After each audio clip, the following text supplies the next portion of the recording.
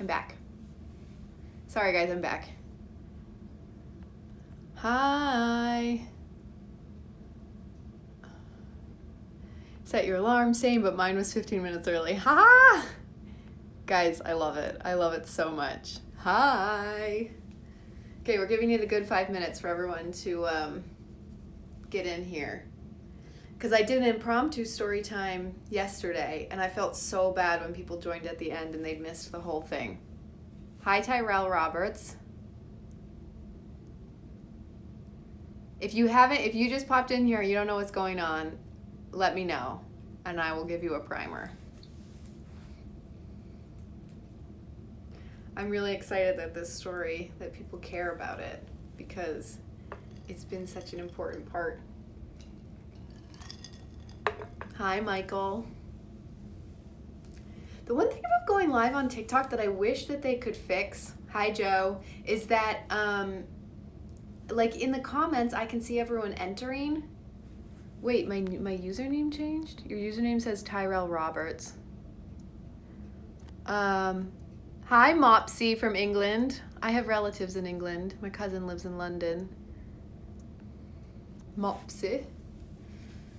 Sorry, I'm sure Americans do that to you all the time. I apologize for that.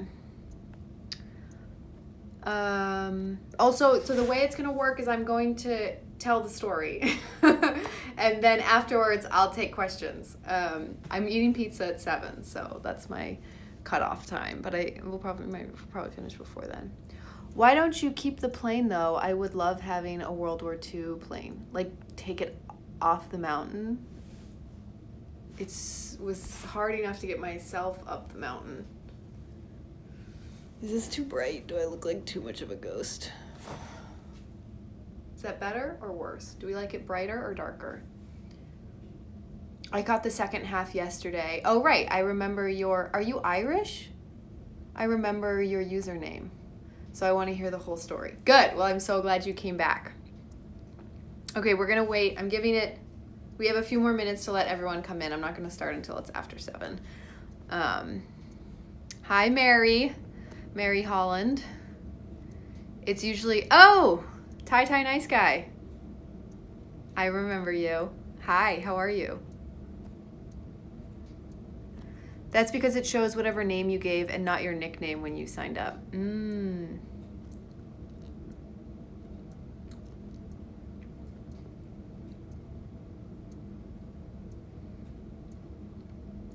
I think darker. Okay, darker's better. Is this better than the lighter one where I looked like a ghost?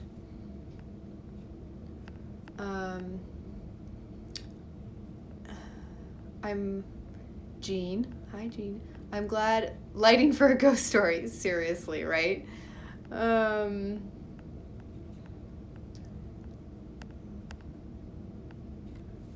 wish that TikTok didn't show you everyone who's entering, because it's so hard to see the comments. Oh, normal? No.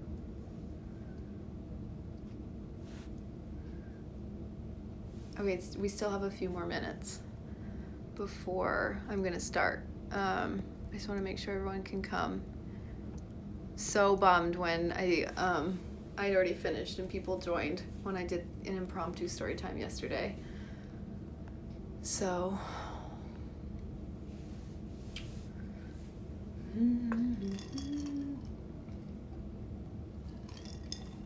His Mountain Mama. I like that name. Where is everyone? Can you guys tell me where you're all coming in from? I would love to know. As you come in, drop where you are. Kristen, Jess, I'm excited too. So what was it like finding your great grandpa? It was great uncle. World War II plane. To be honest, I'd freak out and jump in the seat. Well, I'll explain to you what it looked like when I saw it. I almost didn't come back on TikTok, and then I saw your live. Thanks, Michael. What are you drinking? I am drinking gin, sparkling water, lime, and Saint Germain. Saint Germain. If you were to say it like the French do. I'm so sorry, I just did that. Sorry, I'm missing where everyone has come here from. Seattle, woohoo! Alaska, Alabama, Russia, Kansas, Ohio, California, Kansas, Seattle, LA, Minnesota, upstate New York, San Francisco, Michigan, Manitoba, cool. Maybe that was supposed to say Maine. PA, New Mexico, Georgia, Sweden, cool. Maryland, I've never been to Sweden. I would love to go. New York, Arkansas, Ohio, Hungary, cool. Boston, I'm near Boston. I'm on the North Shore of Massachusetts. Norway, Ohio, Arkansas, Arizona, New York, Ontario, Salisbury, UK, cool. South Dakota, Ireland. Nice. I think I'm still Canada, Dayton, Ohio, UK, Houston, Texas. Oh my gosh, amazing. I love where everyone is coming from.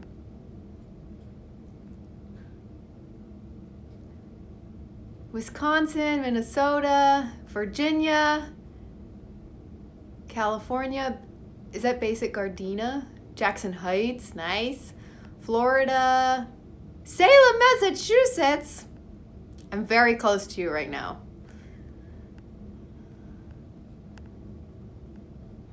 Watch out. If you're from Salem, watch out. I'm going to be making some TikToks about Salem soon. Minnesota, Michigan,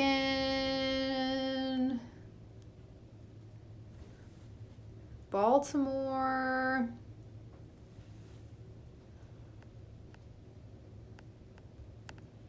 California, Indiana, Denver. Okay, I'm giving it 2 more minutes and then we're going. Arizona, Netherlands, cool. Hi, back to the Netherlands. Salem Witch Trials, yep, exactly. Poland, oh, awesome. I'm reading a book. Is it around me somewhere? Oh my gosh, it's pitch black in this room. Oops. Massachusetts, me too. I realized you said states. I'm in Louisiana. Oh, cool. Louisiana, we got Poland. Stockholm, cool. Massachusetts. Austin, Texas. I have family in Austin. Great city. Knoxville, Tennessee, Germany, New Mexico, New Bedford, Massachusetts. Cool. I love all the Massachusetts people. Missouri. Sorry about Josh Hawley. We don't blame you. Unless you voted for him. Yeah, everyone is from such cool places.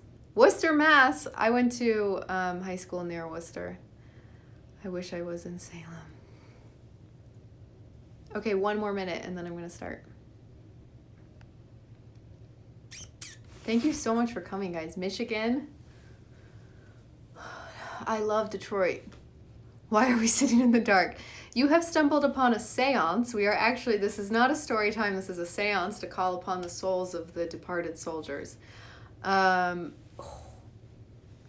haven't missed anything. I haven't started yet because I wanted to give time for people to, oh my back, get people to come in. Joseph, I'm so freaking excited to hear this story. I'm excited to tell you this story.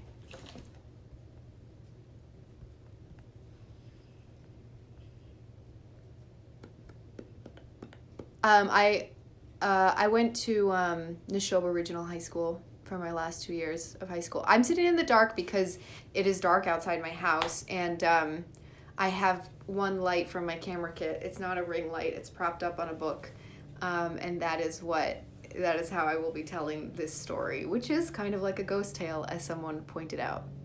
Yeah, that's Webster. He's passed out in the background. You can see him. There he is. Ready? I'll shine the light on him. He will probably not appreciate it. There he is, sleeping. That's Webster. Okay, guys, let's get this show on the road. I'm really excited to tell you this story. I do want to kind of make sure that the video... Okay, it says it's recording, so I'm just going to believe it. Oops. Webster says hi back. I am in Massachusetts, USA. Mackenzie, no, the story time is about me going up Mount Kenya to try to find my great uncle's plane crash. So, okay, I am going to begin. So, basically, in the summer of 2016, I got a Facebook message from a stranger telling me that my great uncle's plane had been found on the side of Mount Kenya.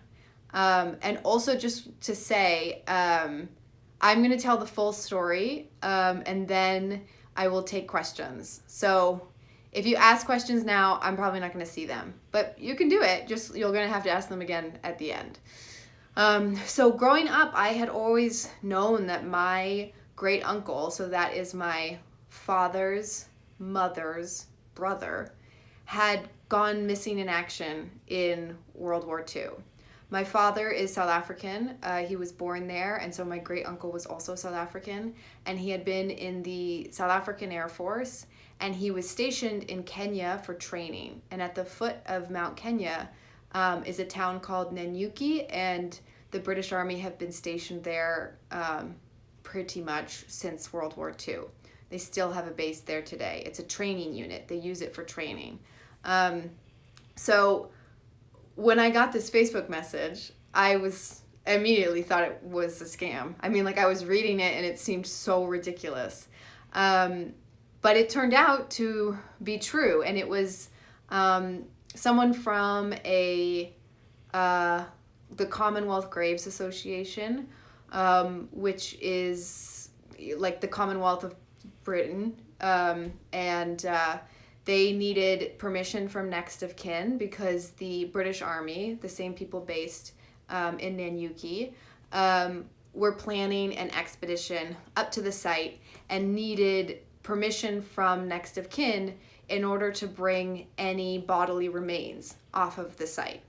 And they knew there were bodily remains there because what had actually happened, even though we were only finding out about this in 2016, the plane was first found in 2002. So a poacher was on Mount Kenya. And the way Mount Kenya is set up, on the north side of Mount Kenya, there are trails that you can hike. You can like pay money to hike Mount Kenya or not, whatever, and get to the top. And all those trails pretty much are on the north side of the mountain. On the south side of the mountain, it's much steeper, and there aren't really any established trails to get to the top. Basically what there are instead, it's mostly bamboo forest. Once you hit a certain point, the bamboo's very thick, and elephant roam the mountain, buffalo roam the mountain. So the plane crash was on the south side of Mount Kenya, just above 9,000 feet. So in 2002, a poacher was on the mountain, and he stumbled onto the plane crash, and he thought it might be a more recent plane crash because the weather around Mount Kenya is actually pretty fickle. So it can change very quickly. The cloud cover comes in really fast, and there are actually several notable plane wrecks around the mountain. I took a plane ride around the mountain at one point, and when we were on the plane ride, the clouds came in. It gave me goosebumps, just like it probably happened to my great uncle. The cloud cover came in. We had been in clear blue skies. Suddenly the clouds came in, and then you break up above the cloud and you can see the top of Mount Kenya. It looks like a mitten, or like Michigan sticking up. And you can actually see there's still a plane wreck, not my great uncle's, a different one from like a tiny little, I can't remember, like a glider near the top of Mount Kenya that's a more recent, like in the past 10 years, plane crash that happened there and the people died. Anyway, so in 2002, the poacher stumbles upon it. He thinks it might be a more recent plane, and the consensus is he probably thought like he might be able to get a reward for finding it. So he went down and told the British Army, there's a plane up on Mount Kenya. And the British Army was like, okay, can you take us to it? So in 2002, they had 4 trips up the mountain with the British Army going up to the plane crash. They brought an expert from the UK in Blenheim bombers to identify the plane, and they realized, okay, this was Z7763. It had 4 South Africans on it, and they told the South African government, these are the people, they're all South Africans, and you need to let them know. You need to let the family know about this. But South Africa was busy at that point. It was 10 years past apartheid had ended. They had other things to deal with than like contacting a bunch of white people about their sons that had died in the war. So it kind of like nothing happened. And then outside people got together. There was a whole other part of this. And they got the British Army to agree that they would go back up in 2016. But the kicker is that even though the British Army had been up 4 times in 2002, they apparently had one big box of documents and they don't know what happened to it. It just got lost in the shuffle of 14 years. It got like put in a room, maybe someone threw it out. So when we heard about it, I was sitting with my dad on the couch and my dad was like, you need to tell them, you need to ask if you can go up with them. And I was like, Dad, that's like a great, sweet, you have so much faith in me, that's adorable, but there's no chance that the British Army is going to let me go on an expedition with them. And he was like, you have to try. So I emailed the person who emailed me, and the British Army said yes, which is outrageous that they said yes, that I could go. And the even bigger coincidence is that I was already going to Kenya for work that October. I was working at the time in nonprofit photo and video, and I was already going to Kenya to work for this organization. So I already had a plane ticket. I just was able to extend my trip. And so I flew to Kenya, and when we arrived, we learned that the British Army really didn't think we were going to find the plane because they had a vague idea where the plane was. We were going off of a pinhole in a map that had been hanging in a captain's office. That's the only information that they had left for where the plane was. And if you can just imagine a pinhole in a map, you know, the bamboo forest is so thick there that a pinhole takes up, maybe it takes up 100 meters or 300 feet. And you can't even see that far standing. It was just, when I was talking to the captain before we left, he said that he thought we had a 30% chance of finding the plane. So they briefed us beforehand on what we were like. We had like a whole like military briefing. We took army rations for food, which was like really fucking cool, by the way. They have these little mini Tabasco bottles. And there were 12 of us in the expedition. It was like 2 rangers, 2 porters, 3 army guys, including a captain, a medic, and like a helicopter expert. There was a retired major general from the South African Army. There was me. There was a journalist from South Africa. There was a mountaineering guide who knows the mountain really well. And there was Tom Lawrence, who's a retired flower farmer / amateur historian, who I'm like besties with now. And he's basically like a plane hunter. He's obsessed with crashed planes in Kenya and goes all over looking for them. And since this, I've been on a couple more expeditions with him. So we start going up the mountain, and in order to get to even starting the mountain, we have to drive for 3 hours. We arrive at the mountain and we start climbing, but we're going a lot slower than the Army expected, because they had even sent, this is how slim of a chance they thought we had. They had sent up a team beforehand of just 3 Army guys up the mountain to see if they could find it before we got up there to make it easier, and they couldn't find it. Then they went on a helicopter ride to see if they could see it from above, and they couldn't see it. So the Army was like preparing for us to not find it.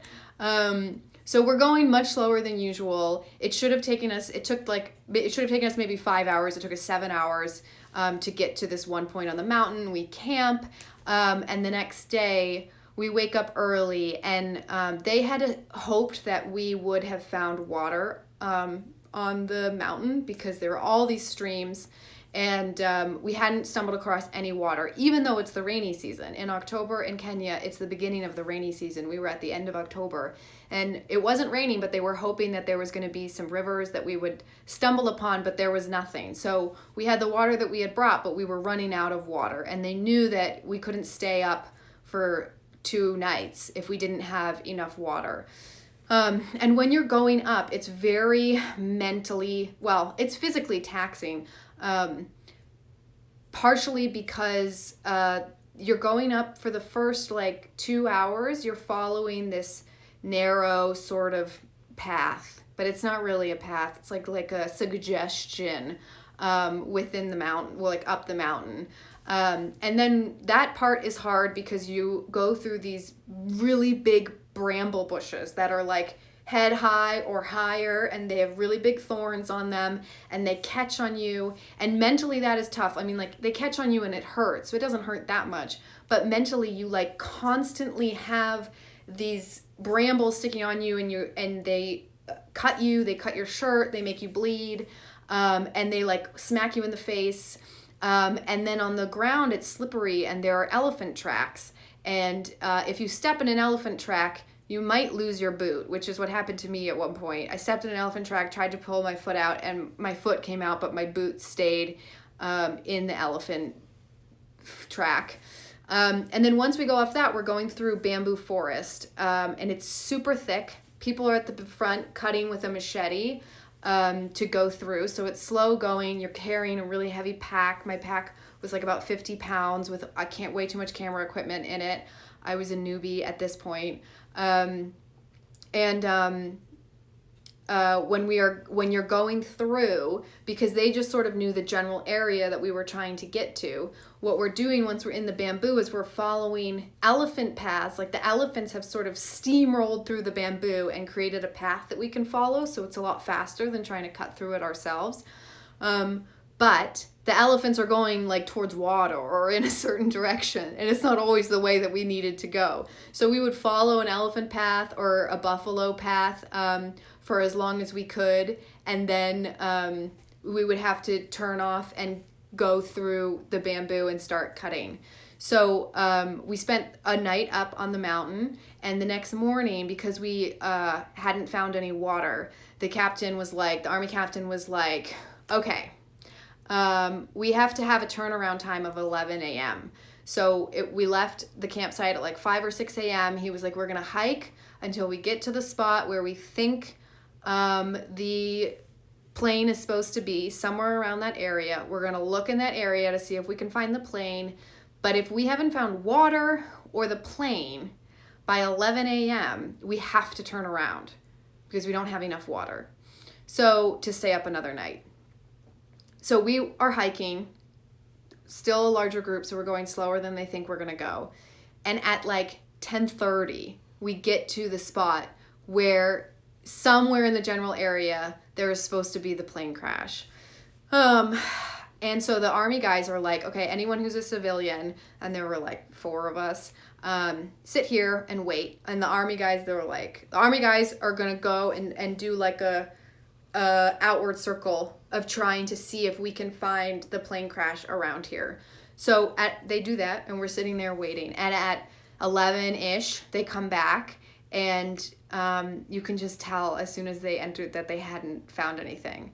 They were just so quiet, and suddenly we had all been so excited, hoping that we would find it, and it was just sad. It was just, people like wouldn't make eye contact with me because I was the only next of kin on the expedition, and I know that they had felt like a really strong responsibility to find it for me. And, you know, of course I was saying to all of them, like, no, it's okay. Like, there was such a small chance. We weren't going to find it. Okay. So then they were like, okay, well, we don't have water, so we need to turn around. So now our captain had a choice. He could turn right, which would mean that we would retrace our steps back up the mountain a bit so that we could get to our path that we had come up to go back down. So like we would have gone like that and like that. And that would have been the choice of following the path that we had taken up the mountain, which is always the safe choice. And it's like, I said this on the last live, like it's that moment in a movie when you're like, that's obviously the choice that you should take. That is obviously the choice that you should take. Obviously you are on a mountain in Kenya. You don't know where you are. You should obviously retrace your steps instead of going left, which would require trying to take a new carving, a new path down the mountain so you can hit your original trail lower down to shave off a couple hours or something. Obviously, we should have followed our trail out. It would have been the smart decision. But for some reason, the captain, who was very level-headed and like pretty cute, was like, we're going to go left. We're going to try to trailblaze a new trail through the mountain. So we turn left. We're going single file. And I'm at the back. I put my camera away because it's like, oh, this is the end. Like we didn't find the plane. That's the end of it. You can feel like the air feels so heavy with how like disappointed everyone is. And then all of a sudden at the front of the line, I hear like a commotion, and then people start throwing down their packs. This is like 5 minutes after we left the place where we were sitting. People start throwing down their packs and like ripping the forest growth off of these like mounds that are around us, and they start revealing pieces of metal. Like, and Tom Lawrence, the flower farmer historian guy, is like, didn't want to get anyone's hopes up, so he was like, guys, it could be something else, it could be this other plane, it could be something. But then at this point, I've dropped my bag, I rip out my camera, I turn it on, everyone's discovering all these bits of metal all around us, and one of the army guys calls my name, and he's like, Monet, Monet! And I run down this steep hill, and this army guy is standing there in the bamboo, and he goes, look, and I look, and it is the motherfucking plane. Sorry, I didn't mean to swear. It is the plane. The plane just like right there. It's laid out. It doesn't have like the outside metal bits to it. It's like the carcass of the plane is there. The tail of the plane is up. It has these spiky things coming out of it. And the army guy looks at me. I mean, this was like this is the movie line. The army guy looks at me and says, your great uncle is here, like was here. And I just start sobbing. I did not think that this was going to be like, I had sort of dissociated the emotional side from it because I've never met my great uncle. He died when he was 21. But standing there at the wreckage, like knowing that my relative had died there, I just like uncontrollable tears start pouring down my face. And so then the issue becomes, what do we do about water? And we can't leave. We just found the plane. We can't leave, but we need water. So the army actually agreed to helicopter us in jerry cans of water. And I have footage of that too. It was pretty fucking cool. But so they come with a helicopter, and then they landed and pushed the jerry cans out of the helicopter so that we could have water. And we stayed a night. And so then, before we stayed the night, we spent 6 hours digging for remains, trying to find them, because this is what happened. So in 2002, on one of the trips up the mountain, when they had the specialist come in from the UK to identify the plane, when they were up identifying the plane, they found mortal remains. They found some bones. Apparently one of them is like this long or something. They found some bones, and they didn't have permission from next of kin to bring them off the mountain.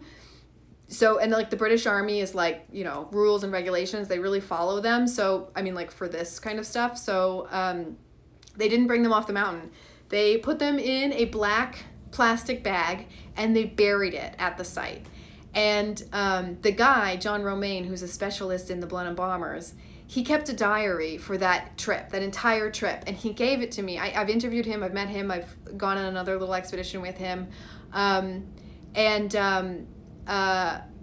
He gave me his diary so that I could read it from that time period. And I read the diary, and it's very frustrating because he goes in explicit detail about his whole trip and how he thinks about it. He talks about like going to a nightclub one night in Nairobi, but when he gets to the part where he says, we buried the remains, he does not write where he buried the remains, which would have been like the best first person evidence for where it was buried because he was so meticulous. Instead, we have where he remembers that they buried it, but he didn't write it down at the time. But we also have conflicting memories from a couple other people on that specific trip where they buried the remains, and they all say a different place. So in 2016, when we were up there, I don't think that the Army had properly prepared for what we were going to do if we found the plane exactly, because I think they thought there was such a small chance. So this part wasn't, well, by the time we got up there, we were like, okay, the remains are supposed to be under like the port side tail wing. That's like everyone was saying, port side tail wing. And we dug and dug and dug and dug and dug, and we couldn't find anything. Also, like the guys, I was the only woman, so basically like all the other guys got very distracted by the fact that there were machine guns still attached to the plane, and they wanted to get them off of the plane and bring them back down the mountain. So they, like, I'm not gonna say wasted, they spent a lot of time digging into the wreckage to get out these machine guns, which they then, when we went off the mountain, tied to a piece of bamboo, and 2 Army guys had to carry this machine gun. It is heavy, down the entire mountain. So we dug and we couldn't find the remains, and that was like, we also, at this point, even though we had gotten the water problem solved, the next day we had a food problem because we hadn't brought enough food to stay out 3 days. And we're now on our 3rd day when we wake up the next morning. So we were like, we just have to get off the mountain. That's not a big deal. So we slept there the second night at the crash site, and in the morning we erected like a cross in the plane at the site. And even though I'm Jewish and so was Simon, but doesn't matter. We had like a little mini service in the morning. It was beautiful, and just like really touching. And then it was like, okay, now we're going to set off and go back down the mountain. And this is also the second time where you're going to be screaming at the screen, because the captain once again had a choice. We could go left and continue trying to trailblaze our way down the mountain, or we could go right and we could retrace our steps back up and back down and take the safer route of the path we've already done that we know, or turn left and trailblaze through the mountain down to try to reach the path at a lower point. He chose left. He chose for us to continue trailblazing. And that was a mistake, because it should have taken us 5 or 6 hours to get down off the mountain. And 12 hours later, we were still hiking. That was the closest that I've ever come to thinking, like, we almost stayed out an extra night. We had no food at this point. So that day I woke up and had like a little bag of peanuts, and that was all the food that I had. And this is when you're hiking with a huge backpack. Mentally, it was so scary because they sort of said, when we started hiking, they were like, okay, we'll be there in 5 hours. And then in 3 hours, they said, okay, well, it's probably going to be another 5 hours. And in another 2 hours, they're like, oh, okay, so we're probably 3 hours away. Oh, now we're 4 hours away. And it was just the sense of like, we actually might have to stay out another night. We don't have food. At least we had water. And they did not seem to understand how we could get out, because the bamboo was so thick. And it took such a long time to cut through it. And they started squabbling and fighting. Like the Army guys didn't like that the flower farmer thought he knew how to get through the mountain. And it was at one point the Army guy gave me his Jeep. I was starting to be like, first of all, I was so fucking hungry. I was so hungry. All I wanted was food. And I was also starting to get, I wasn't freaking out or anything, but you sort of start to feel like the butterflies of is this actually going to end up really badly? And so one of the Army guys gave me this GPS wrist thing that he had to sort of see where we were and how far we were. But it really actually did the opposite of being helpful, because I could see that the distance to where we needed to go was not decreasing. And we were in so much pain. I mean, like, I was in pain. It was really tough going. And also you go through these, the British Army calls them re-entrants, but they're like these valleys that you go through, and you don't know where on the map it doesn't show where they are. So you sort of just like are walking, and all of a sudden you have this big drop in front of you. And when you hit one of those, you have to decide, okay, can we make our way down, or do we have to go all the way around it to try to get out? And we kept hitting those again and again. And sometimes we would have to walk all the way around, and other times the Army guys would cut like steps into, which also takes its own time. We'd all take off our packs. The Army guys would cut steps into the mountainside. We would push the packs down. We would go down. I would carry my camera like a precious baby. And then we would continue on. And it was scary. And by the time, for the last 2 hours-ish, we were totally in the dark hiking. Back with those, at that point we're in the area where there's all the brambles hitting you in the face, and like that is like, it's like the water torture with the water dripping on your face. You're so tired, you're so hungry, you're so exhausted, and now you have brambles in the dark. You can't see when they're coming, whacking you in the face. But we made it to the cars, and luckily we had extra Army rations in the car, so we were able to just like scarf those down immediately. And then we had a 3-hour drive back to where we started. And then just to, so we had brought soil. We brought soil off the site because we couldn't find the remains. And then 6 months later, we had a memorial service in Kenya where all of the next of kin who were able to come to Kenya. And we had at least one representative from each family, and we had a memorial service. And then a year ago, I went back up the mountain once again, and we got lost once again trying to find the remains, and we didn't. And so there will be a third trip up the mountain. I was supposed to go in March, but because of 2020 and COVID, I couldn't go. Whew, okay, I'm gonna breathe for a second, and we can do some questions now. Okay, drop your questions below, and I will answer what I can. See if I've left out anything that I remember. How did you determine it was true, the story? Oh, thank you. I'm glad you guys liked it. What if you go and then never make it back? Got to ask yourself that about everything. Oh, thanks for sharing. Amazing. Gosh. Okay. This is what I'm going to say this. If you want to see, when I got off the mountain the first time in October 2016, I made a short film that's 10 minutes long for my friends and family, so that they could see what had happened. And like I narrated it, and it's kind of embarrassing, but that's what I did. And it's available on my Patreon. It's been on my Patreon for like 10 months or something. Since I've had Patreon, I put it up there for people to see because I thought it was interesting.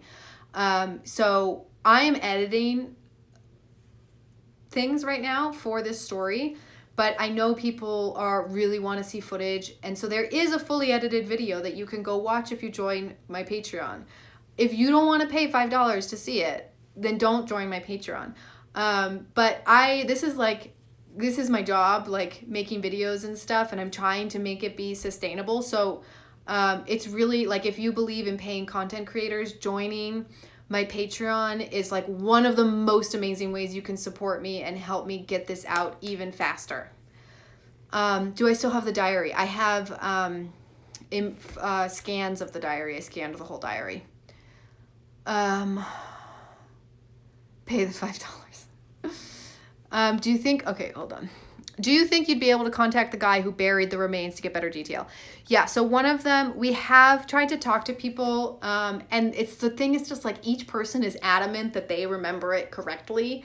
And it's just like, there is a possibility that animals came in and sniffed it out and took the bag. There's a possibility that a person came and took it. I don't know how they would find it, but it's possible that it's just not there anymore. If it is there, the plan that the next time we go up is to go. We now have GPS coordinates of exactly where the plane is, which was an issue last time the second time we went up. We didn't have the exact coordinate locations of the plane. We had the place where we pitched our tents. Anyway, we have the exact coordinates of the plane, and we're gonna go up, spend 2 nights at the crash site, and so that we can spend an entire day digging, like, methodically, bringing up, like, shovels and, like, serious stuff so that we can dig and find them. Because one of the very important reasons we want to find them is that one of the families involved, the parents of the kid of the Army guy, of the Air Force guy who died, have a burial plot for him. The parents got him a burial plot next to their own burial plots. And since then, the parents have died, and the parents are buried, and they have an empty plot next to their graves that they always thought their son was going to come back, or he was going to be found. Oh my gosh, makes me want to cry. And we want to put something in that grave for them and for that family. So that is the hope. Does your great uncle have any living siblings? No, my grandmother died. I never met her.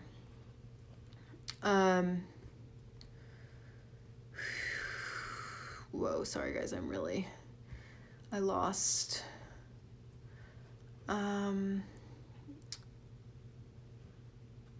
Is it possible they took the bones without consent? No, because the guy involved, like, also wants to find the bones. Are there any articles written on it? Yep, there's an article in, like, my local, I think it was like the Wayland newspaper or something, that someone found on TikTok, I know, and they posted a link to it in the comments of the first video. And then there's an article in Soldier magazine that was printed, which is funny. So this article in Soldier magazine was printed with everyone's names in it in 2002, and the next of family still didn't know, but this article had come out, but in Soldier magazine, which I'm not sure if anyone reads. When will we go up? When will you go back up? Post-pandemic, I guess. Why don't you write a book? I'd love to read it. I would also like to write a book. I just need some time to set aside and do that. I'm still trying to make money. I'm trying to support myself. Once I can support myself without so much stress, I will start writing. My uncle's name was Simon. Simon Eliastam. That's my last name. I use my middle name up here. Amazing, amazing story. Thank you so much for sharing. Riveting half an hour. Thank you. I'm really glad you enjoyed it. What's the content on my Patreon? So on my Patreon, like, there are different perks. Depending on what tier you join. Everyone gets into my super secret group on Instagram, where I post to my close friends group about, like, behind the scenes stuff, or, like, stuff that's upcoming that I haven't spoken about yet. Some people get postcards from me every single month. Other ones we have a Zoom supper club. It's on Zoom now, but because each month, where we hang out and chat, and people can ask me whatever they want. And then, I'll share photos, and, like, that episode is on Patreon. I'll share content before it comes out, things like that. Mainly, it really is for people who believe in the content that I put out for free and want to help make it happen and make it happen faster. Thanks. What does it say? Iona Walker, thank you. I also agree in paying content creators. But, it's hard. The worst part about this is trying to convince people to pay you. It's terrible. It doesn't feel good. My Patreon is patreon.com/Monet Isabeth. No period, like there is in my TikTok handle. I don't know why I put that period there. It's in my email. How come they buried his remains without recording where? I think they were in a rush. I think they thought, oh, we'll never forget this. Do you share that as well? Ashley, Melissa, I don't know. I'm not sure what that meant. Have you considered doing a podcast? No, I don't listen to podcasts, so I've never really thought about doing one. The second time you went back, you found the plane again and not the remains, or you didn't find the plane again? The second time we went back, we I would say it was poorly planned. Tom, the flower farmer, was the one who organized it, and he's like an amazing guy, but he's like super scatterbrained. And so we didn't have, he like thought we had the coordinates, but we didn't. So it landed up being like almost the same thing. We got up, we had to camp in the dark. We didn't know if we were going to find it. We really thought we were going to find it. We had to turn around at a certain time because we needed because when we go up, we get helicopter insurance so that if something terrible happens to us, a helicopter can come and take us out. And our helicopter insurance, like we only had it for 24 hours or something because they weren't available on the next day because you have to they have to have enough people available or something. It's confusing. But, we did find it, like last slickety split second we found it, but then we didn't have enough time to stay at the site and dig. We dug for an hour that time. It was terribly planned out. But so the next time I am taking control of the planning, and I will be much more iron-fisted about making sure that it gets planned properly. How many people were in the group? There were 12 of us. Oh, I would love to write a book. I will do that. I mean, I have, there's lots of travel stuff. I'm like going hoarse. What did they do with the machine gun that was brought down? So they brought down 2 machine guns, I think. Or they only brought down 1? No, they brought down 1 that time. They had already brought down a machine gun a previous trip. One machine gun is like bronzed and hanging in an office, I think in Nanyuki. And the other one, I think they were trying to send it to a museum.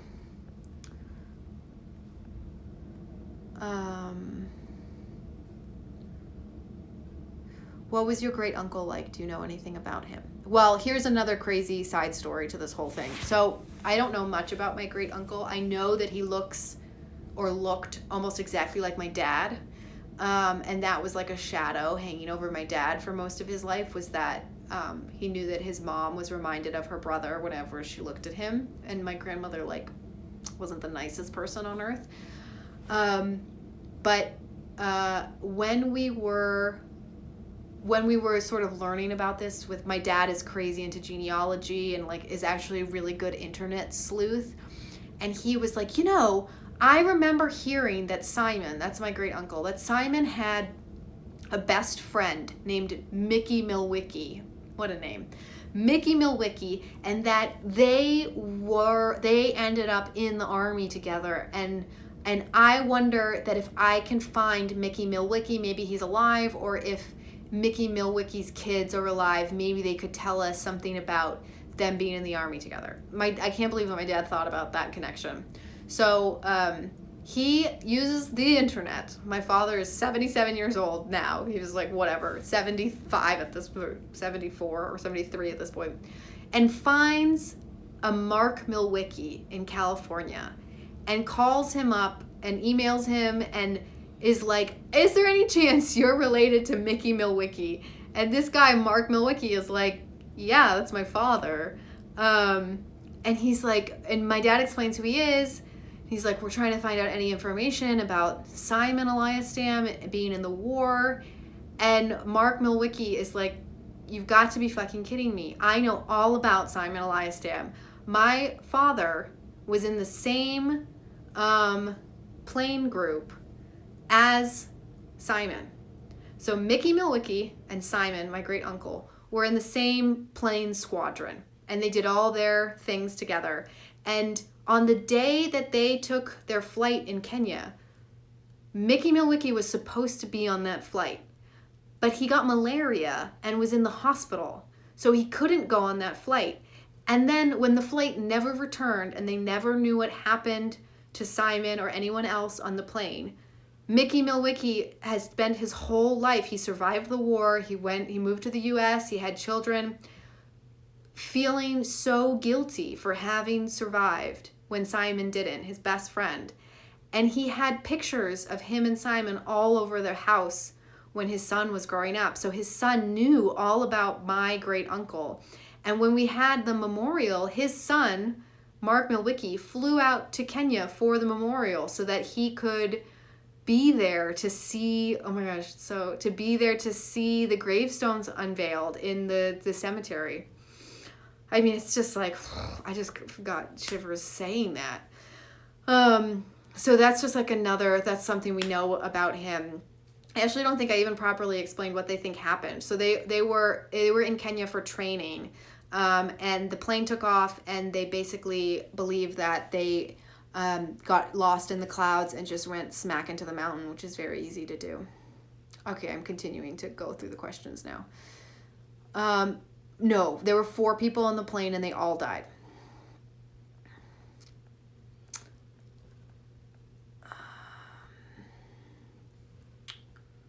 Is it not possible to take a helicopter to fly to the crash site? No, because there's nowhere to land. It's the terrain is so rough. There's nowhere to land. Did you lighten your load on the way down? I couldn't. All of my stuff was essential. Now we do have the correct coordinates. Oh no. Someone missed the story. Sorry, guys. Do they know why he crashed? He went, oh, sorry if you missed the story. I did screen record it, so I'll put it up. I'll put it up on YouTube probably. If the screen recording worked. Sorry guys, I'm trying to go through the questions. We haven't found any remains yet.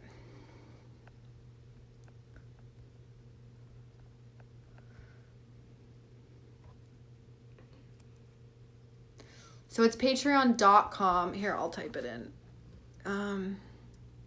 Comment. It is Patreon. There's a link. If you go to my link in bio, press that, and you will see there's a link that says join my Patreon, and you can go through there. Who is the poacher and how did they report the plane without getting caught? I think it was sort of one of those situations where like the guy was like, oh, I was walking in the forest and I found the plane. The British Army wanted to go up to the plane, so they kind of had to cooperate with the guy, and I don't think they arrested him. I do know that he's since died, the poacher, so we can't talk to him.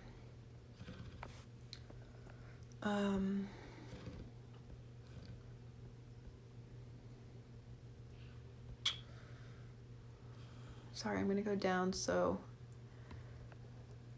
I'm missing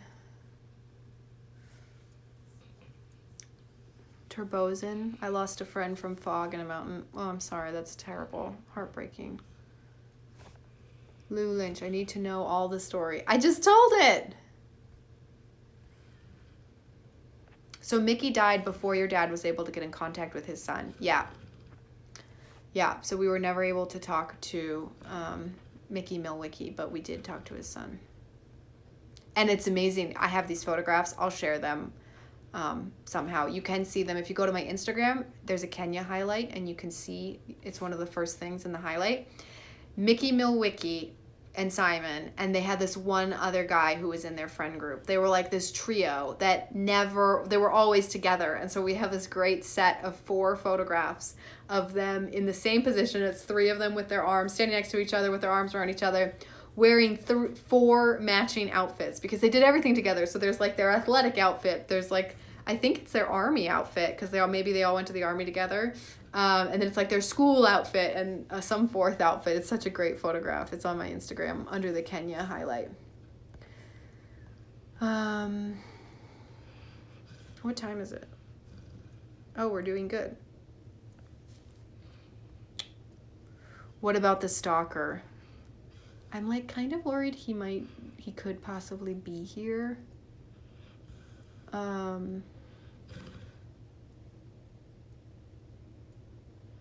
I haven't spoken to him. It was just like unwanted advances that it'll be in the book. Let's say that.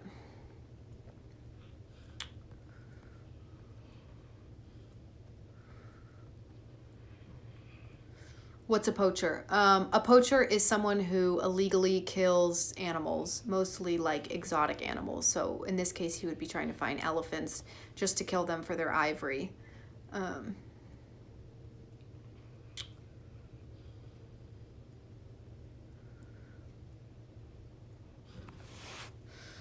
Whew, I am parched.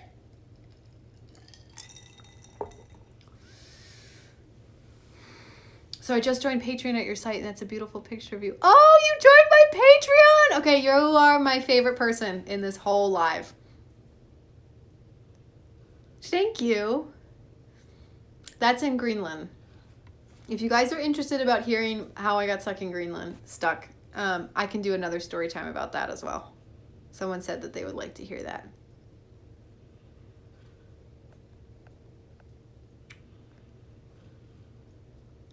Here, here, everybody go join. It's so worth it. Thank you.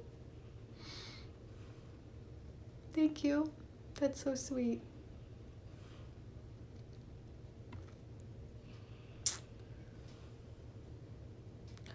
This was an amazing story. Thank you for sharing. Thanks, guys. That means a lot to me. Thanks for listening. I'm glad you liked it.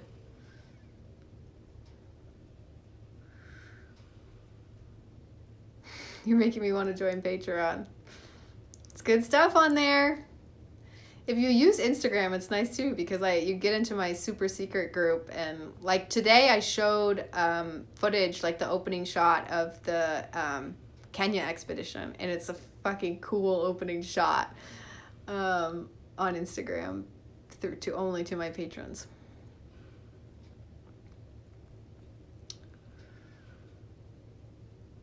Oh no, Carlos, you did miss the story, but I have screen recorded this, so as long as I correctly screen recorded it, I will upload it to YouTube so you can go watch it. Your parents must be so proud. My dad did tell me that he was very proud of me today. He's thrilled because this is like, my dad has mobility issues, so he couldn't go up the mountain himself, but he would have been there if he could. Actually, another crazy story related to this. When we went to the memorial, my dad did come to Kenya, and he arrived in Kenya before I did, and by the time I arrived, he had spent a night at his hotel in Nairobi. We were supposed to drive up to Nanyuki together, which is like 6 hours or something, depending on traffic. And when I arrived at his hotel, he had fallen at the hotel and had completely severed his thigh muscle from his kneecap, completely severed. And he didn't want to go to the hospital, or because he's a doctor, and he's like, I know I'm gonna need, I know what's happened. My thigh muscle has disconnected from my kneecap, and I need surgery. And I don't want to go to the hospital. I don't want to get surgery. I want to go to this memorial, because my dad, this was like a moment my dad had been waiting for so long, to go to this memorial for his uncle in Nanyuki. So he didn't take painkillers, which is probably toxic masculinity, but he wanted to be alert for it, and went another full week with a severed thigh muscle from his kneecap so that he could go to the memorial. He was on crutches. We didn't have a wheelchair. Army guys were carrying him places so that he could go there. It was fucking insane. I forgot about that.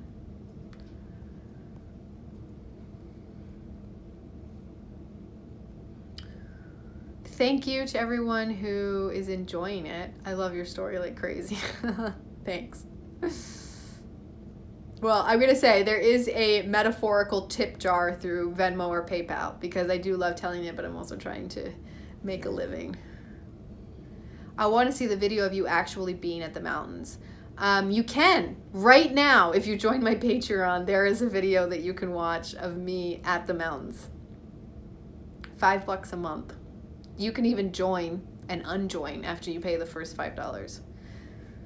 Or if you want to pay more than $5 because you're like, let's pay content creators, you could join for any amount that you want to pay and then unjoin after you watch the video, and you will have essentially just donated however much that was that you chose to pay.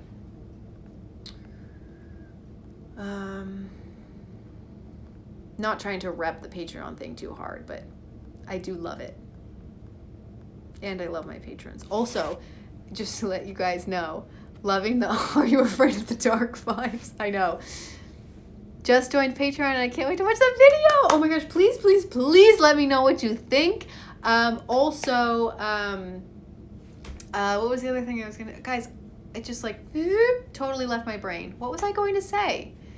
It was before the Are You Afraid of the Dark vibes. I have to ask what the impetus story for showing folks while doing your business everywhere. You mean my pee videos? You know, I am just like an oversharer. I just like feel very comfortable telling people things that I should never tell them. And I think that's why I like the internet and I like being on the internet. But I just don't care. Like, I don't know. It's just like, it doesn't seem like a big deal to me to show myself peeing. I think what's also great about it is that, like, all it is, right, is like, I could be peeing sitting here right now, right? Like, you're just looking at my face, but suddenly having the knowledge that I'm peeing off screen, like, changes the context so much. I don't know. I think it's hilarious. I would fart on screen too. I just don't care, and I think it's funny. And I think that the whole reason I wanted to start a travel series. Oh, Yaya, I didn't know you're the one who said, "Are you afraid of the dark?" vibes. Yaya's my actual friend in real life. I started making travel content in my travel series because I have a travel series called Who Knows Where. Hi, puppy. That you can see on YouTube. Oh my gosh, so floppy. I started doing that because I wanted to show a woman out in the world adventuring that didn't look perfect, that wasn't picture perfect, that was like getting diarrhea or food poisoning or being constipated. It doesn't all have to do bathroom stuff, but like, you know, I have a whole episode about Aruba where I had my period in Aruba, and I talk about it a lot. I tried out a Diva Cup for the first time on that episode. You can find that on my YouTube. But there was something I was going to say. Oh, it's really eluding me.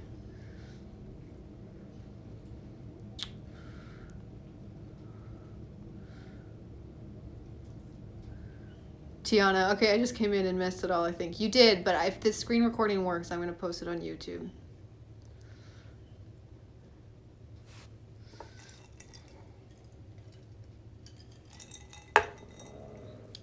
Anyone else has any other questions? I'm trying to scroll through, but I think my timing was perfect. I just saw your TikTok for the first time and made it to your live. Yay!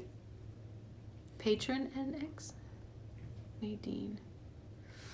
My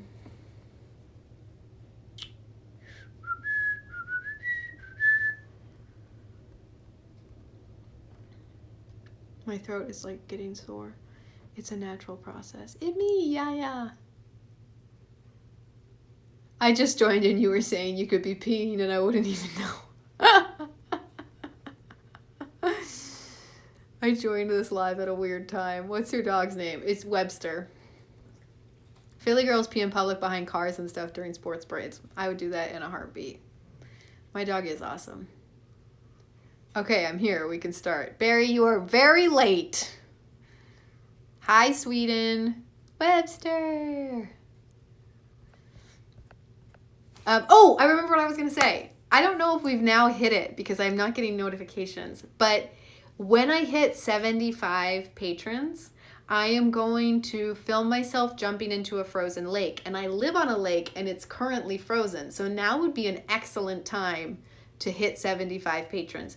But you can only see me jumping into a frozen lake if you're in my Patreon. So if you join my Patreon, I think we already hit it. If these two people who said they joined, we really did join. I think we may have hit 75, which means that I will be filming myself jumping into my lake. Maybe naked. Skinny dipping chili. Chili skinny dipping. I'm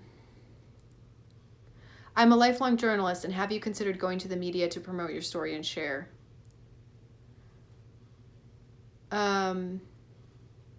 I thought you said 5 p.m. I said 5 p.m. Eastern Standard Time. So it's now 6 p.m. Eastern Standard Time. I have considered going to the media. I know, I'm just like, there are some things I'm good at, and like pitching media outlets, I don't think is one of them. Although someone from a media outlet did reach out to me today after seeing the viral video and wants to pitch it to their company or whatever, a corporation. So maybe that will happen. if you have any suggestions for who I could pitch to or how I could pitch it. I also thought being stuck in Greenland was a great story, but no one was really interested. So I'm sure it's something on my end about, I just guess like I love telling. I'm at 76 patrons. Oh my gosh. Okay. Oh my gosh, that's so exciting. Oh my gosh, that's so exciting. Webster's passed out again. Cheers.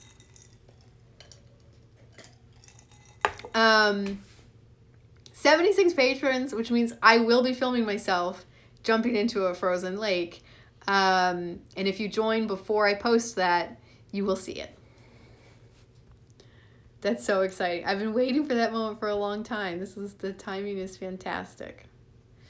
Did you find the plane? Yes, we found the plane. You missed the story. The story is much more interesting than just finding the plane. But chili dipping. Oh my gosh. Yes. Chili dipping. That is what it's going to be called yet. Is it 5 p.m.? Brian Gomez. It is 6 p.m. You are an hour late. If the screen recording works, I will post this on YouTube. I'm prefacing that because I'm not sure I have faith that the screen recording is going to work. Damn, my algorithm gave it to me late. You should write a book. Barry, I will. And all the juicy stuff will be in it, like The Stalker.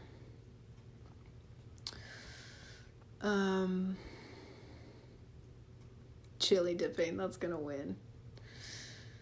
Oh my gosh, I can't believe we're at 76. I'm still here. Did you say memes? Where will you post the documentary? On YouTube. It will come out early on my Patreon, though. Everything comes out early on my Patreon, so Patreon, see it first.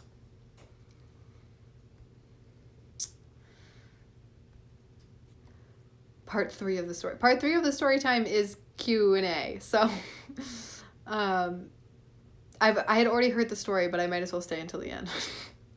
That's dedication. I appreciate that. Alex Eric. Yeah, the story did end. I'm sorry. I'm not sure what time you guys are on, but it's 6 p.m. Eastern Standard Time here. But I have screen recorded it, and if it works, I will post it on YouTube so people can see. What I would like, though, as a favor, is that I don't want to post Alex Ernick. Yeah, she did. I don't want to post it on YouTube until I can monetize it, and I'm like 3,500 hours away from monetizing it. So if everyone could just go, I have amazing videos for my travel series. My travel series is top notch. I promise you. There's the whole getting stuck in Greenland story. I rode a motorbike up the entire length of Vietnam. I got my period in Aruba and ate until like I almost vomited. I hiked to Annapurna Base Camp in Nepal. All of those episodes and videos are on my YouTube. If you guys could just go watch them repeatedly so that I can get those 4,000 watch hours so that I can monetize the expedition when it comes out, that would be really helpful to everyone. Just put in some hours. Just let it play in the background. Watch them. They're really good. They're good. I pay everyone who is involved with them. I pay my filmmaker, Naima. She's South African. She's awesome. The music, when I try as much as possible, Aruba's the only one where it didn't happen, to have local bands do music, and I pay them. It's not like that like travel music that you just get off of like Premium Beat or whatever. It's like real fucking bands from the country. This is my baby. I'm in the U.S. Army and I went on a mission looking for a plane that went down in France during World War II. That's so cool. There's a lot of planes that went down. Like I've been hearing more and more stories of this all over.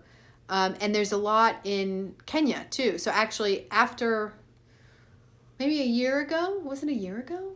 I went, or less than over a year and a half ago, I went with the flower farmer, Tom Lawrence, on 2 other expeditions to find, one was in the Aberdares, sounds like horrible in an American accent, but that is how you say it, in Kenya, both of them in Kenya, which is like, it looks like fucking Lord of the Rings.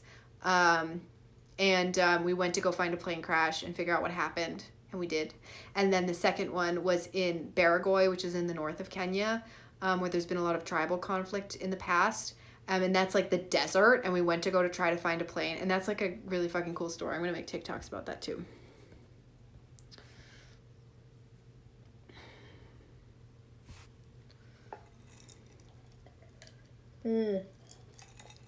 Pacific time, yeah. I mean, I did specify 5 p.m. EST. Are you single, though? You know, I'm a free-floating chick. I dabble here and there. I am not in a committed long-term relationship. I'll put it that way. Like, did you hook up with a hot Danish sheep farmer in Greenland during your 4 months?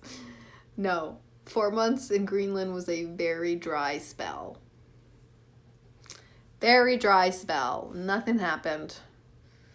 Nothing happened in Greenland like that. I mean, Greenland was incredible. What is your YouTube channel?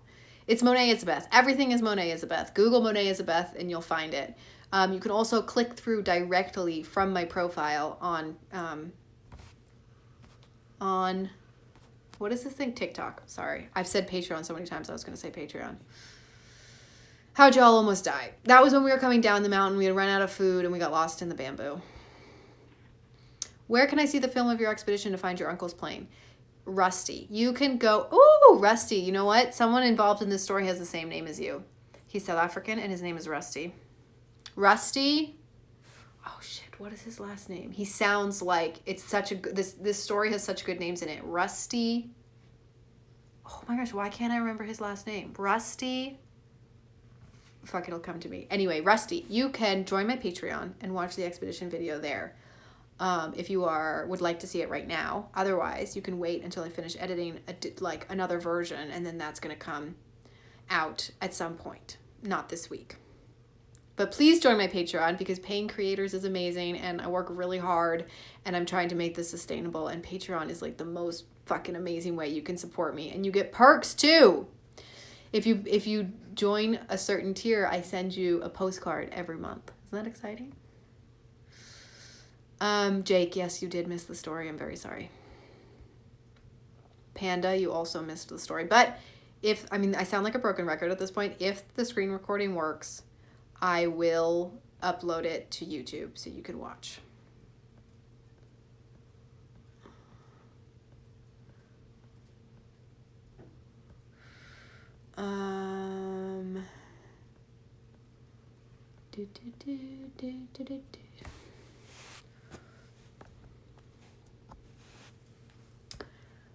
Yaya is texting me as well as commenting here. Is she still in here?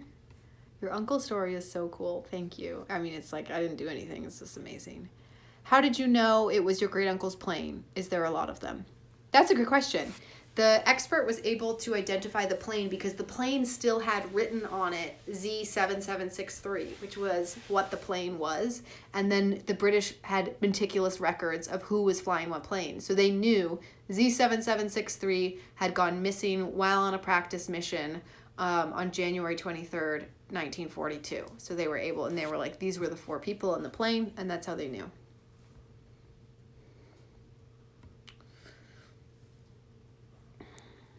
If I miss your question, just keep asking it until I see it. Barry, I do use PayPal. It's paypal.me/Monet Isabeth. There is also at my link in bio a link that says PayPal. Click my link in bio and go to PayPal, and then you'll find it. Kate, thank you for sharing your fascinating story. Oh my God. You're welcome, Kate. I love sharing it. And it gives me a lot of pleasure to see other people. Why were there so many planes down in Mount Kenya? Oh, Brian, that's also a good question. So it's twofold.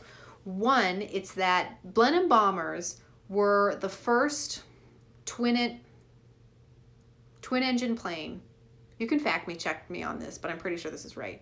Blenheim bombers were the first twin-engine plane introduced in the war. Could that be true? There was some new technology about Blenheim bombers when it was introduced that was brand new. And so they didn't have, so like the instructors who were teaching the Army guys how to fly this plane really did not know themselves that much about the new technology. So people weren't that well prepared. The pilot who was flying it only had 1,000 hours under his belt of flying. Or 100 hours under his belt of flying. It's not that much. On top of that, the terrain I mean, like, this isn't like flying in the UK. The terrain is a lot different. In Kenya and near the mountain, weather changes very quickly. They didn't have, you know, you had a literal, like, one of the guys was the navigator, and he was like looking at a map and figuring out where they were. And if you didn't know where you were, or if you were off by a little bit, it was very easy to crash. So in this case, Tom Lawrence, the flower farmer, thinks that if they had been 10 feet higher, they would have gone over the mountain instead of hitting right into it. So it was just terrible luck. And these planes, actually, it's amazing. One of these guys who died in this very plane crash wrote a letter home the week before he died, talking about, saying to his family, you know, like, I was flying last week and we lost altitude, and like I had to, like, he explains, like, I had to, like, put in the clutch and blah blah blah and drop the engine and get through, and he was like, and I'm so glad the engine caught again and we could continue flying, because if you crash in this terrain, even if you eject yourself, there's just no hope of you surviving, because the terrain is so rough. So it was just not, you know, everything was stacked against them.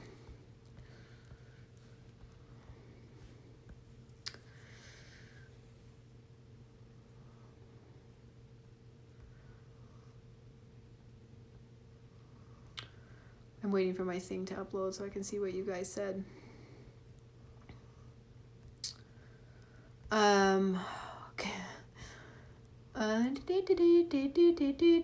Scrolling back up to try to see.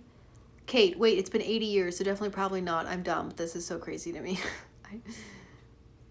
What did you say? Where is the video? Mac Diesel. You can join my Patreon right now and watch a video of the first expedition. Patreon.com/Monet Isabeth. I also have a mustache, sis. Are you saying you can see my mustache?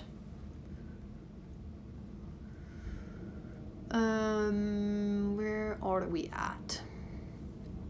My grandpa is 90 and served as an airplane technician for the reserve military at the end. Cool. Scrolling. Kate, I missed what you said, but it looks like you retracted it anyway. Can you tell it again? No. My throat already feels like it's gonna fall off. Do you have any pictures? How well did the plane hold up? I have a lot of pictures. I will post more TikToks that show the pictures. I will also be posting pictures, like the actual full pictures on Patreon. How well did the plane hold up? You can, like, well, because whenever we go there, it's covered in forest growth, right? So we have to, like, pull it up. But there is an entire tail thing that's sticking up with these spiky things coming off. And then it, like, comes, like, out of something that's here, that's you can stand on, that's fully there. The actual carriage part is just, like, the bones of it. But it's there. It's, like, the turrets. No, the struts, whatever those things are called. I should really get my lingo right. The metal bars of the outline of it are all there. They did contact, and they contacted all the families of all the three other people, and a representative from each family was able to come for the memorial. And then I went and interviewed all of them. Did they find your uncle or his remains? No, not yet. He's definitely dead. Did this give anyone in your family closure? Was anyone alive that needed closure? No one was alive that needed closure. Both my grandparents, or my grandmother, it was her brother, had died, and I never met them. So, but for my dad, you know, he's a big genealogy buff, and this was really important to him. So for him, it was good. But it's the other families have, for some reason, have like more. On Patreon, I see Greenland and their update, Aruba early access, another update. Are you responding to someone else, or was that a question? M. Zax.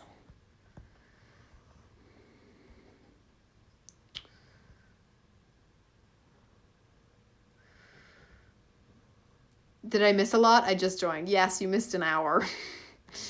Are you planning to post the video? When I am done editing this, I will post it on YouTube. It will go to Patreon first. If you want to watch something right now, you can go to Patreon and watch the expedition, a video of the first expedition that I edited afterwards, after that one. This is the coolest story I've ever heard. Thank you.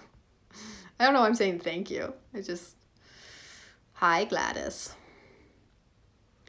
This is interesting to hear. I'm glad I asked, actually. Yeah, no question is off limits, basically. Can you tell the story again? No. But I have screen recorded this, and if I did it properly, I will upload it to YouTube. Kate, Yaya liked your question. I'm helping that go along. Yaya's my friend.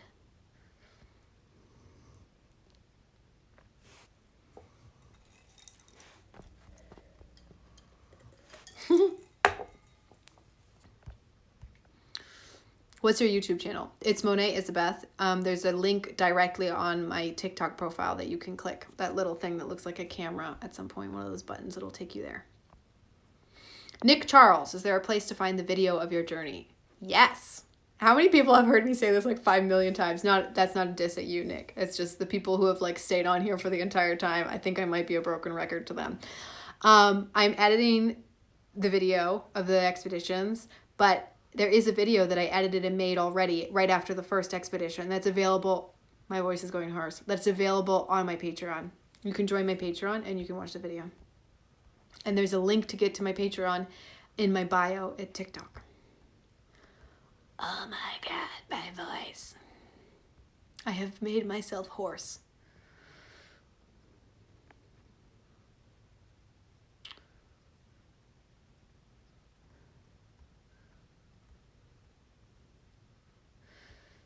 What is the Mount Kenya altitude, and have you considered getting travel sponsorships? I'm going to go eat dinner, but thank you. I joined a bit late, but I'm telling you that. Enjoy your dinner, Kate. Thank you for being here. I'm glad you liked it, and I'll let you guys know when I put this up, if it survived, if I put it up on YouTube. Okay, what is the Mount Kenya altitude? The altitude, that's a good question. The altitude of the mountain, someone's going to have to Google that to get what it actually is. It's higher than 10,000 feet. Have you considered getting travel sponsorships? So my sort of big following on TikTok is the first time I've had a big, like I've grown this TikTok since September. In September, or August, I basically had 0 followers on TikTok, and I've grown it to 130,000 since then. But on Instagram, I have like a small close-knit community of people, so it's not like I'm not some huge travel influencer who can get sponsorships that easily. But what I have done for my travel series, which is distributed by Matador Network, but they don't pay me. They just let me post it on their platform, and in return they get amazing content. Because of my connection with Matador Network, I've been able to get some of my episodes sponsored. So like Aruba was sponsored by Aruba Tourism. They don't pay me, but they cover expenses. They don't pay for labor, right? So I still pay out of pocket. My filmmaker, I pay for music, and then my own time does not get paid for. And Greenland was also paid for the travel expenses in country, not the flights to Greenland by Visit Greenland. So they didn't cover when I stayed in Greenland, but for the episode, they covered expenses in country, which is a huge, I would have never been able to go to Greenland otherwise. It's just way too expensive. So that has happened. And now I'm hoping with TikTok, like with the success in the community I'm being able to build here, that I'll be able to get more sponsorships or, branded content, whatever I can do so that I have money coming in so that I can make more content. That's all I want to do. I just want to go on adventures and film it and tell you guys stories. That's what I would like to be doing. So I hope that is possible in the future.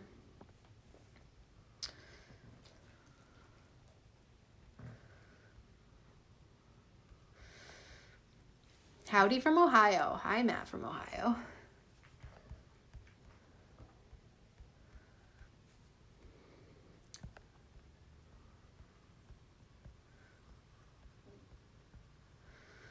I'm not seeing any more questions. For everyone just joining, you have completely missed the story. Did I miss part 3 of your grandpa's plane? Oh, Kyle, yes, you did. You are an hour late. But I have screen recorded this, and as long as I didn't fuck it up, I will post it to YouTube. Hi, Lucas. You're amazing. Good luck with what you do. Thanks, Ria. Good luck with YouTube. Damn. I know. Sorry, guys. Lucas Miller. I have a lot of footage, and if you would like to see it, right now it's available on my Patreon. There's an edited video of the first expedition. Otherwise, I'm editing videos that I'll put on YouTube eventually, but not this week. What is Patreon? I love that question. Patreon is a way that people can pay content creators. It works. Lots of people from different industries use it, but mostly all creative. The way I like to explain it is like, I don't know how old you are, but you know how like pre-internet, we always paid for newspapers and magazines and stuff. And then when the internet came, we were suddenly getting all these articles online for free, and all these magazines and newspapers started going out of business. And suddenly people were like, wait, we didn't want that to happen. Like maybe we should, even though we get content for free, we should pay for it. That's what Patreon allows. So basically you can, you subscribe monthly to me and my content. So even though I put my content out for free, you're saying like, I like what you do and I want to support it and allow you to do it more, and make it financially sustainable. So you join my Patreon and you can give whatever you want, but there are tiers and they have rewards associated with different tiers. So like if you give $5 a month, you get into the super secret group on Instagram where I post lots of behind the scenes stuff. And I'm very candid normally with people, but I'm extra, Webster wants to go outside. I'm extra candid on my super secret group. I posted today about a brand partnership that someone reached out to me about, but it turns out they're not very good people. And then if you give $15 a month, you get a postcard from me each month. If you give $30 a month, you get, we have a monthly Zoom supper club where, you know, we just chat and hang out and people can ask me literally whatever they want and I will answer it. Patreon's like my inner sanctum of people who care about what I make. Sorry, Webster wants to go outside, so I'm taking him. That is what Patreon is. So if you want to join, link in bio, it's patreon.com/Monet Isabeth. Bye, Bubs. You want to see him go? Bye.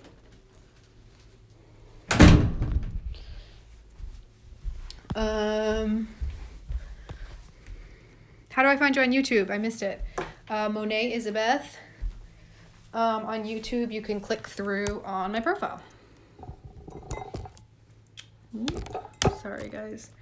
I got all sorts of... is YouTube in the description?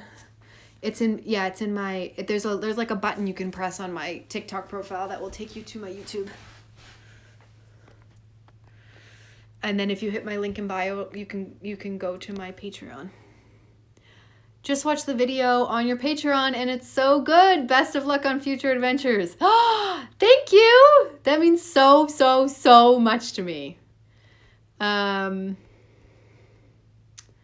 My YouTube channel is Monet Isabeth. You can find it on my, I'm 42. Okay, sorry.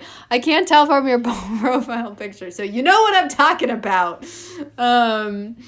Sometimes I'm talking to someone on TikTok and they turn out to be 12, so they're like, the internet, there's a time when the internet didn't exist, you know. What are some other expeditions that you've been on? So in Kenya, I've been on, so I've gone up Mount Kenya twice. And then I've done 2 other expeditions to different plane crashes in Kenya. And I'm going to make TikToks about those because they're both excellent stories. And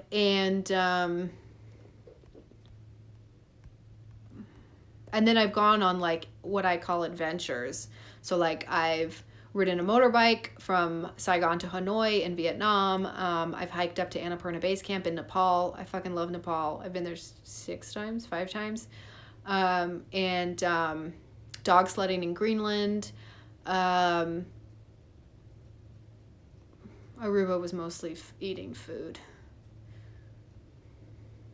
We missed the story, Ziana Bailey. Yes, you guys missed it. I'm so sorry. It started at 5 and it's 6. It's almost 6:30. But as long as my screen recording worked, I will post it on YouTube. So were the Brits a lot of fun? The Brits were fun. You know, they're a fun bunch. We had a lot of time to talk.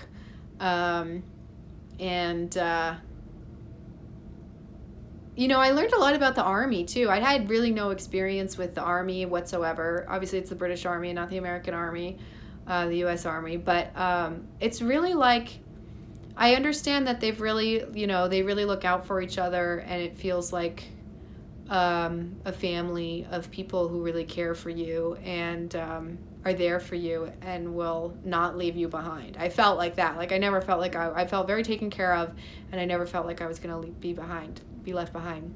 Out here living my dream. I love to see it. Eventually one day I'll go on an expedition. I believe it too. You will, Lucas. That one was really fucking cool. Oh my gosh, my voice is like seriously going. I'm scrolling through for comments or questions. We would stay on for 5 more minutes. I'm eating pizza at 7. I'm very excited for it. So if you guys have any last minute questions that you want to ask, drop them now. What made you choose this amazing life? I mean, I got so lucky. I was watching your first videos and saw that it was on. What's the coolest place you've been to? Greenland was really fucking cool. Greenland was like out of this world. And Nepal will always be like deep, deep in my heart as one of my favorite places to go to. I tried to learn Nepali at one point, but all I can say, Mero na mone ho. How did I get to this life? You know, it's kind of like a winding, meandering path. Any places you haven't traveled to yet that you want to? Oh my gosh, so many. I haven't been to most of South America. I want to go to Antarctica. I want to go to Northern Europe, like Finland, Sweden, Norway. I want to go to Russia so badly. I want to go to, I haven't been to Greenland, but I've been to Iceland, loved it there. If you liked Iceland, Greenland's going to blow your fucking mind. Have you already told the rest of the story? I'm so sorry. Yes, I have. I've been speaking for the last hour and a half, but you're like the real life Laura Croft. I wish I had Laura Croft's abs. I'm like if Laura Croft spent half her life sitting on the couch reading a book or watching Netflix. That would be me. I have told the story. I've screen recorded this, I think, and if it works, I will put it up on YouTube. I found out Mount Kenya is 17,000 feet, first ascent 1899. How erupted before an eastern rift mount? I couldn't understand the end of that, but that is helpful, 17,000 feet. And I know that it's a very technical climb once you get to the top. So you can get to like a lower summit by just hiking, but if you want to get to the tippity top, you have to do technical climbing. I would love to do that at some point, actually.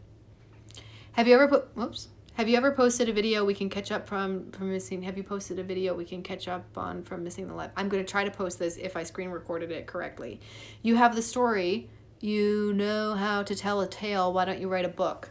That's just like a time thing. Honestly, at this point, like I am focusing. My goal right now is to make creating this content sustainable, which is why I am pushing my Patreon so hard, because that is one way that I can make it sustainable. Once I have reached the goal of making this sustainable in some way, I can focus on another goal, which would be writing a book. Definitely. I would love to do that. Djibouti Cutie. Where's the filming of the journey? There's an expedition video. There's a video of the first expedition edited on my Patreon that you can watch. You have to join my Patreon to see it. Otherwise, you just have to wait until I finish editing right now, which won't be this week. That's the only time frame I can give you. It will not be this week. Did you guys find his body? We did not.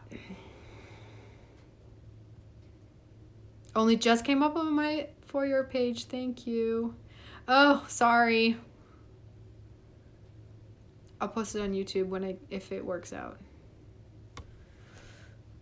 The web says last eruption, so apparently it erupted before and the mountain ranges. Oh, interesting. Oh, Webster wants to come inside.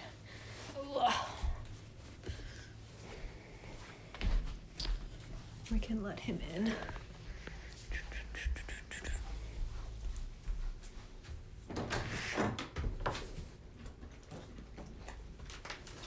puppy. Hi, my puppy. Hi, my puppy. Say hello. Okay.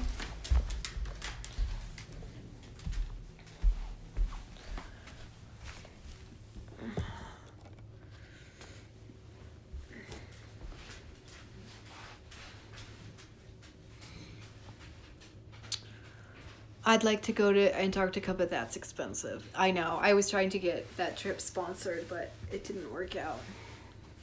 I would go if it was sponsored or if I was really wealthy. Love your vids. Can live vicariously through you. Thanks. Thank you. Have you ever thought of like a documentary or anything like that? I think it would be sick. Yeah, I mean, essentially, it is a documentary. I don't know. Documentary is just like a video, a nonfiction video, right? So the episodes that come out. And my travel series is like that, you know. I think if you like the stories I'm telling you now, I think you'll like my travel series. You can check it out on YouTube. What should we search to find your YouTube? You don't even have to search. You can click. There's a button on my TikTok profile. And if you just click it, it's the button that I think looks like, maybe it looks like the Instagram logo. If you click it, it'll give you the option to go to my YouTube. But also, if you search Monet Isabeth, you will find my YouTube. You definitely have to go to Greenland, Andrew Weaver.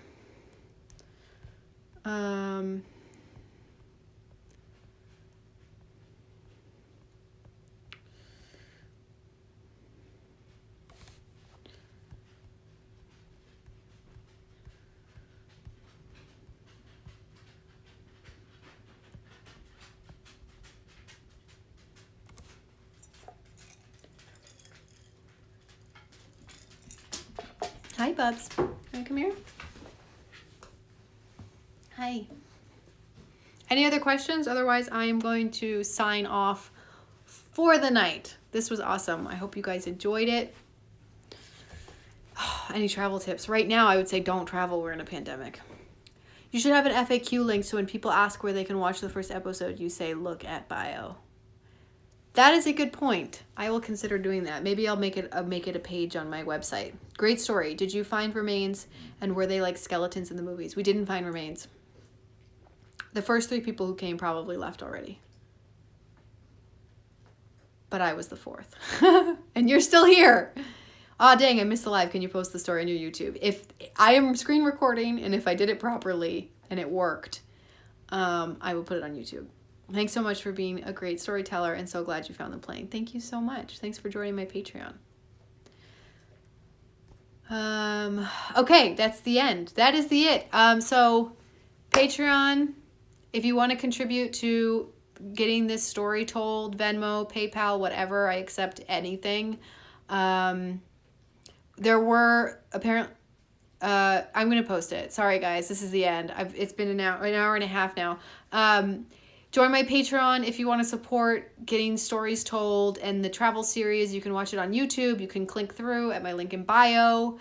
I think if you go to my link in bio, you can get almost everything that you want. And that is the end. I hope you guys liked it, and I hope you have a wonderful, wonderful, wonderful night. Bye.